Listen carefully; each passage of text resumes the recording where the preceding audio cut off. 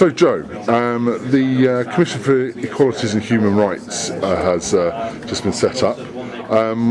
Liberal Democrats have long-standing policy in favour of it, but obviously there's been a lot of controversy regarding the merging of the different existing agencies regarding gender and so on. What's your view on this and how the mergers worked out? I think it's very good to have a single body looking at equalities, and I think having human rights in there actually will mean that it can actually be a stronger body. But obviously it's just in its infancy at the moment, and unfortunately we're losing three very good organisations, so there is some concern about, particularly in the first few months, will it be able to be a strong enough advocate on behalf of those groups that previously had very well experienced functioning organisations of the EOC and the DRC and the CRE. So I think we need to make sure that in that transition period that it gets the resources that it needs and gets up to speed as quickly as possible. But I think it is the right way forward, even if this transition is obviously slightly challenging. You're also the chair of the party's campaign for gender balance. There's been some controversy within the party in recent years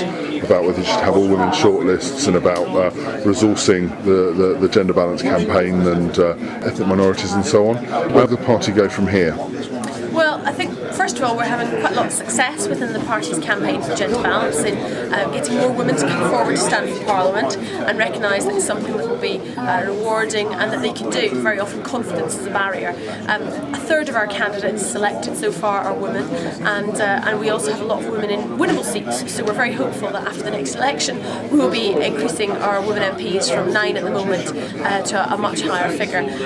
Of course it's always a challenge that we need to keep working on this.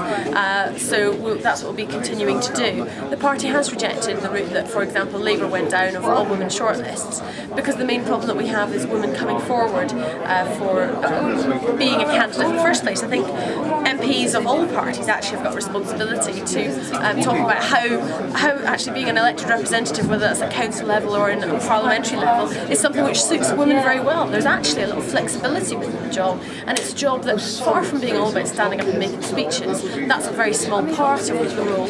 Most of it is about people, about listening, about solving problems, and in fact that is something which women are very well suited to. So I think we need to sell the job a bit more so that women recognise that it's something they should come forward and do, and Parliament will be much stronger for having a better representation of women and indeed ethnic minorities and young people, those with disabilities. Basically Parliament will be stronger when it's more representative of the country that it serves.